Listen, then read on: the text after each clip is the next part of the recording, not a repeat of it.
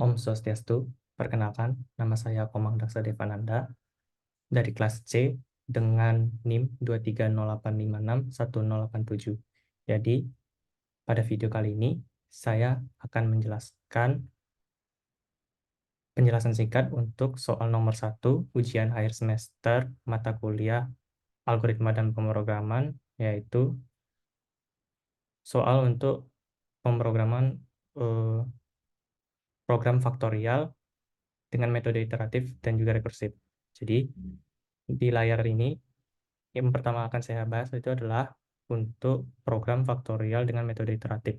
Jadi, pertama-tama, di baris kedua ini, saya menggunakan perintah untuk mengimport sebuah fungsi dari library, yaitu java.util.scanner, agar program ini itu bisa membaca input dan bisa mengeluarkan perintah untuk user untuk memasukkan input.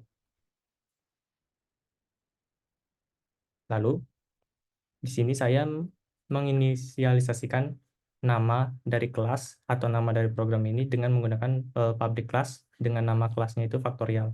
Jadi nama program ini itu otomatis faktorial. Karena di dalam Java, kita wajib menamai program atau kelas sama dengan nama file. Jika kita tidak menamai nama file sama dengan nama kelas yang sudah dideklarasikan tadi, maka file ini tidak bisa berjalan atau error. Lalu, karena berhubung saya menggunakan metode iteratif, jadi saya hanya memerlukan satu fungsi utama atau saya hanya menggunakan satu metode, yaitu metode static void main.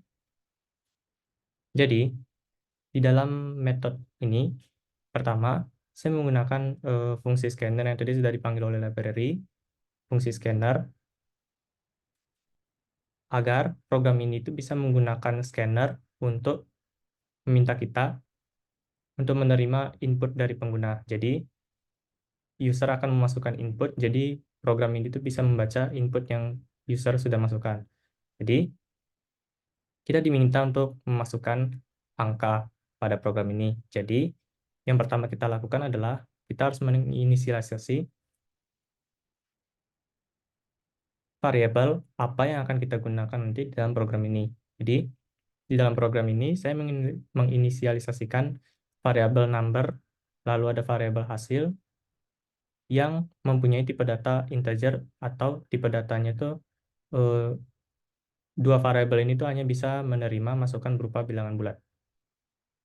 Integer, jadi di sini kita itu diminta untuk memasukkan input untuk number, dan di sini tuh kita inisialisasikan integer hasil itu adalah bernilai 1.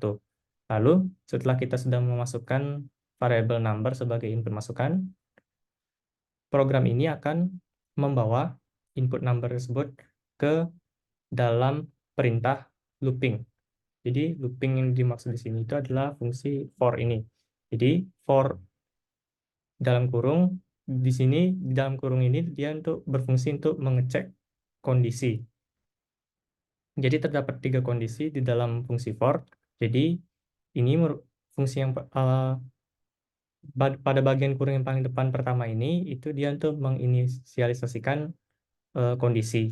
Jadi pada kondisi pertama di sini itu dia terdapat menyatakan kalau integer tipe data bulat i itu akan bernilai sama dengan number.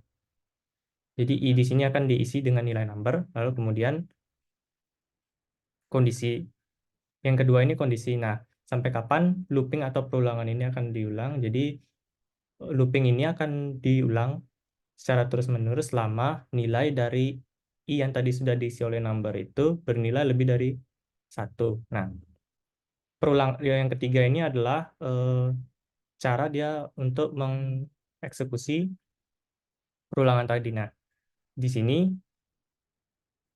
perulangan for ini akan dieksekusi dengan menggunakan i-min-min. Jadi i-min-min itu artinya programnya itu akan dikurangi angka satu per satu. Nah, jadi jika number yang kita masukkan tadi memenuhi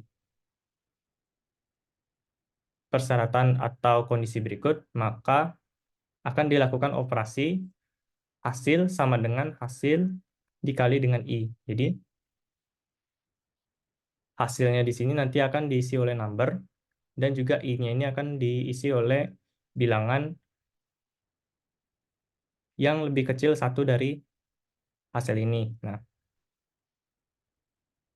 jadi setelah perulangan dilakukan hingga variabel i ini mencapai satu, maka sistem akan memprint atau mengeluarkan hasil berupa bilangan faktorial. Nah, jadi kurang lebih jika saya masukkan contoh, masukkan angka 3, maka hasil dari program tersebut adalah 3 faktorial adalah 6. Lalu di sini saya juga mempunyai program untuk faktorial dengan metode rekursif. Jadi di sini kurang lebih sama, saya juga mengimport library java.util.scanner untuk program agar bisa membaca input yang dimasukkan oleh user.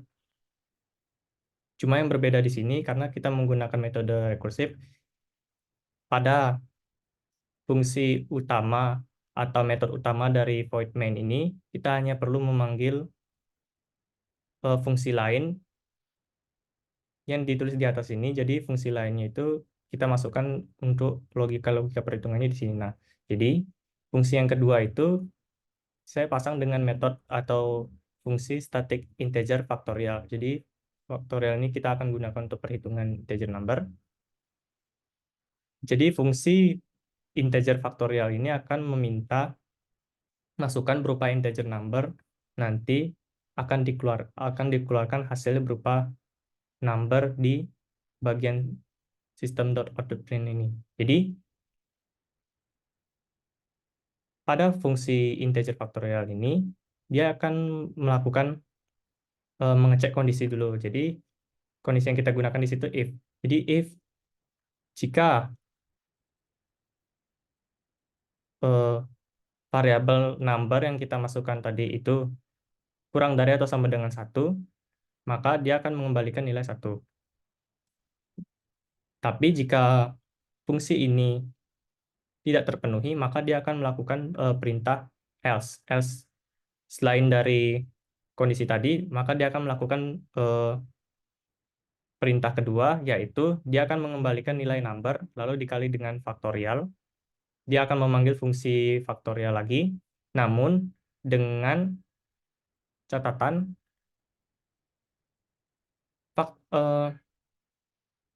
variabel number yang tadi kita masukkan di sini itu akan dipanggil kembali dikurangi dengan 1.